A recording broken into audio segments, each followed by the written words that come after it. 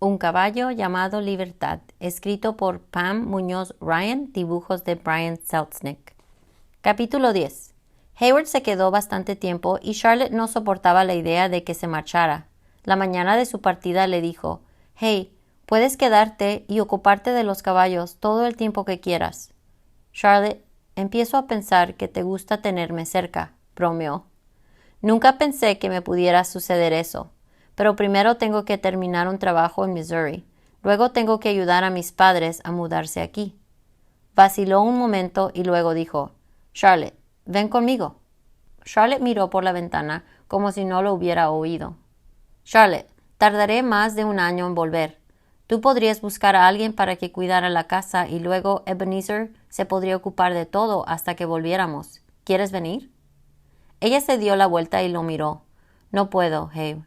No me quiero marchar. Toda mi vida he luchado por esto. Aquí está mi sitio. Quiero crear mi caballeriza y tengo que recoger las manzanas y hacer muchas cosas. Además, hay algo que llevo pensando hace tiempo y que me importa mucho». Ella sabía que a Hay le podía contar cualquier cosa, pero no estaba muy segura de cómo iba a reaccionar. «Me he registrado para votar en el condado de Santa Cruz. Las elecciones son dentro de varias semanas y no quiero perdérmelas».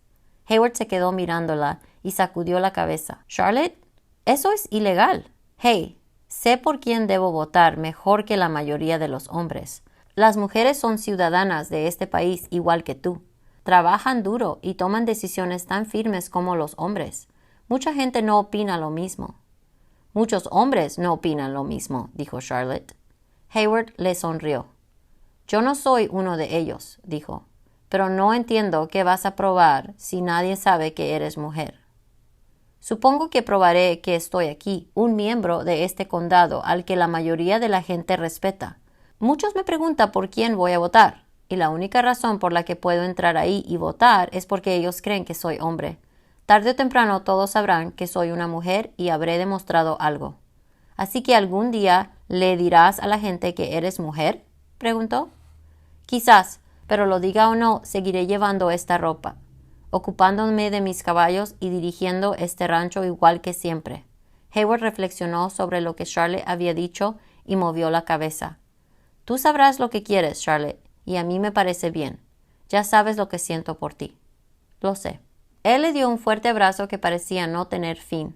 Luego se subió al caballo y cabalgó por el camino hasta pasar el corral. Charlotte se quedó en el porche y contempló cómo se marchaba. A mitad del camino, Hayward se volvió y agitó el sombrero. Charlotte se despidió con la mano. Hay se puso de nuevo el sombrero y con las manos ahuecadas sobre la boca gritó, «¡Volveré!». «Lo sé», susurró Charlotte. Lloviznaba cuando Charlotte se dirigía a la ciudad aquella tarde de noviembre, pero un poco de lluvia no iba a detenerla. Deseaba que tampoco impidiera que la gente cumpliera con su obligación. Por suerte, cuando llegó a la ciudad había salido el sol. Ató el potro y bajó caminando por la calle.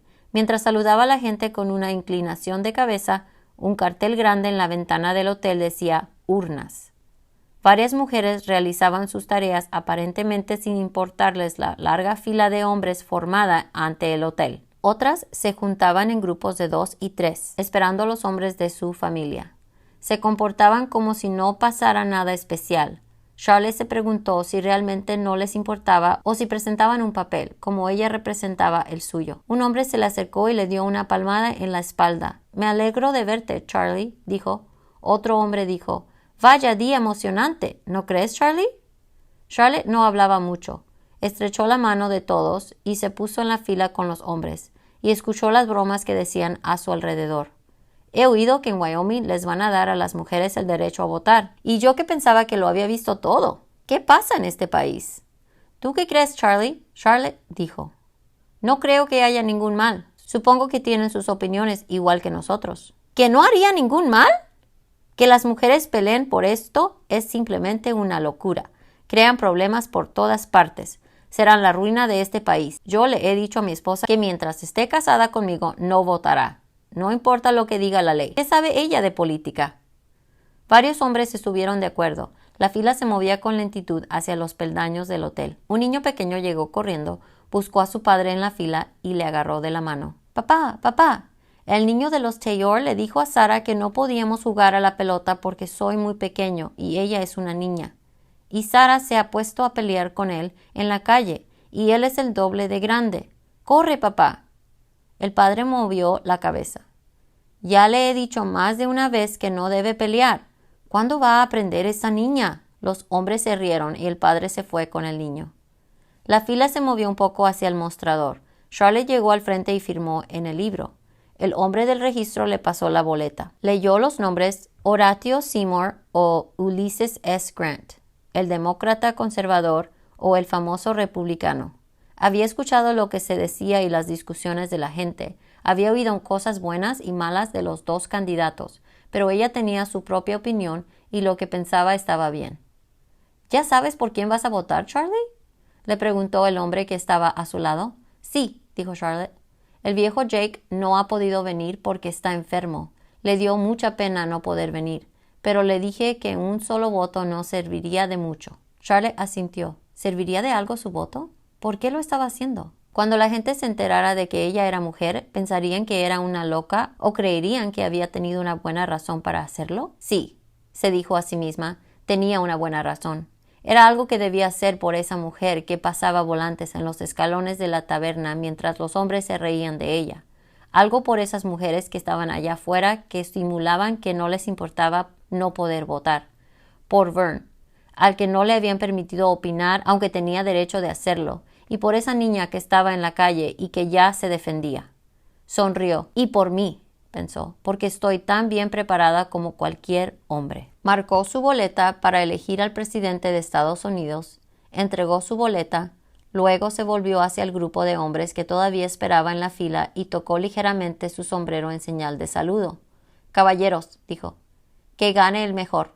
Después salió del hotel, se subió al caballo y volvió a casa. Fin de capítulo 10. El final. Ebenezer llegó en primavera, justo antes del nacimiento del potrillo. Inspeccionó la propiedad y refunfuñó por todo el trabajo que había que hacer. La cerca de la dehesa debía ser reparada y hacía falta un nuevo gallinero. Margaret necesitaba que alguien le ayudara a vender los huevos en la ciudad. Charlotte se sentía halagada porque todas esas quejas significaban que había venido a quedarse. ¿Y el potrillo? Llegó en mitad de la noche, en medio de una tormenta, y a Charlotte le hizo sudar sangre porque venía de nalgas. Atendió a la yegua lo mejor que pudo, pero cuando pensó que iba a perder a los dos, despertó a Ebenezer. Los dos se sentaron toda la noche tratando de calmar a la madre, que estaba tan asustada por los truenos como por el parto. Mientras Ebenezer trataba de sacar al potrillo, Charlotte andaba de arriba abajo como si fuera el padre. No dejaba de pensar en la noche que había pasado junto a Libertad y recordaba a Vern. Si estuviera ahí, le diría que se calmara, que Ebenezer sabía lo que hacía. Vern tenía razón en tantas cosas. Pero Charlotte no tenía por qué preocuparse. Antes de que cantara el gallo, nació un bulto húmedo con las patas dobladas. Una potranca. La potranca apenas se sostenía sobre sus patas temblorosas cuando Ebenezer dijo, «¡Viene otro! ¡Gemelos!». Y después de unos minutos frenéticos, un potro se tambaleaba junto a su hermana. «¿Cómo los vas a llamar?», preguntó Ebenezer. «Deberías llamarlos Preocupación y Problema, por la noche que nos han dado». Y se echaron a reír. Pero Charlotte se puso seria y dijo, «Poner un nombre es muy importante y cada nombre debe tener un significado. Un caballo debe tener un buen nombre que esté a la altura de un animal tan excepcional». Contempló a los potrillos sin decir nada. La yegua lambía al potro y la potranca empezó a mamar. Después de observarlos un rato, Charlotte cruzó los brazos y asintió sonriendo. Ya sabía cómo llamarlos. «Bueno, ¿no me lo vas a decir?», dijo Ebenezer. Charlotte se sintió orgullosa de explicar su razonamiento y, cuando terminó, Ebenezer estuvo de acuerdo con ella. Eran buenos nombres, nombres que estaban a la altura de animales excepcionales. Al potro le llamó Trueno de Vern y a la potranca la llamó Libertad. Nota de la autora.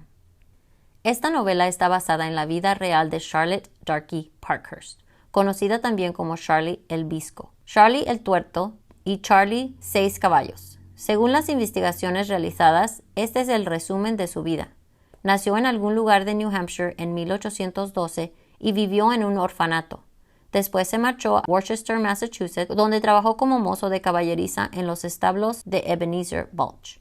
hasta que Balch trasladó su negocio a Providence, Rhode Island. Ahí continuó trabajando para él en los establos What Cheer, que en aquel tiempo estaban ubicados en la parte trasera de la posada Franklin House. Considerado un experto cochero de diligencias, trabajó durante varios años para Ebenezer Balch. Durante un breve periodo de su vida se marchó a Atlanta y luego volvió a Providence y trabajó en varios establos. Alrededor de 1849, James E. Birch y Frank Stevens se marcharon a California y varios años después convirtieron varias pequeñas rutas de diligencia en la Compañía de Diligencias de California. Contrataron a Charlie para que trabajara para ellos. Poco después de llegar a California, Charlie perdió la visión de un ojo debido a la coz de un caballo. En la década de 1860, y todavía consideraba como un hombre, Charlie era un famoso cochero, o Jehu, término bíblico con que se denomina a los cocheros. Charlie se retiró a un rancho cerca de Watsonville, California.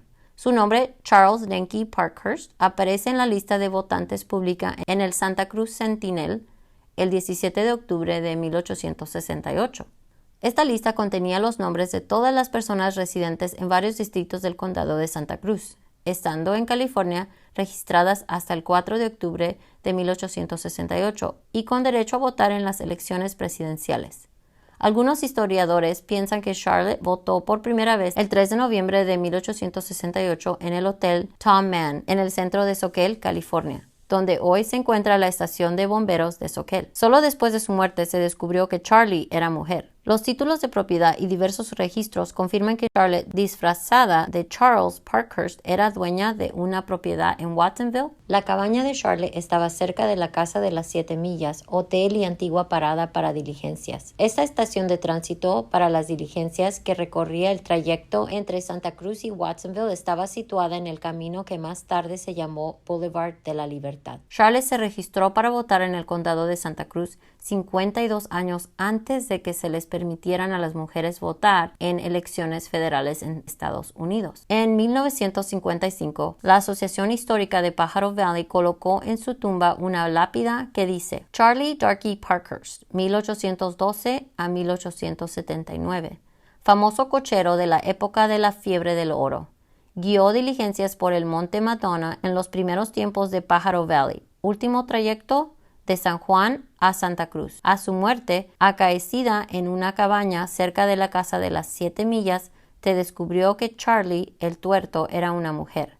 La primera que votó en Estados Unidos de América el 3 de noviembre de 1868. He tratado de ceñirme a los derechos de la vida real del personaje, pero por razones literarias me he tomado algunas libertades poéticas. Por ejemplo, en realidad Charlotte Parkhurst nació en 1812 y debió tener 55 años cuando votó, pero trasladé la época en que transcurre la historia a mediados del siglo XIX y he abarcado menos años de su vida en consideración a los lectores más jóvenes. Nunca sabremos los motivos que tuvo Charlotte para vivir su vida como lo hizo.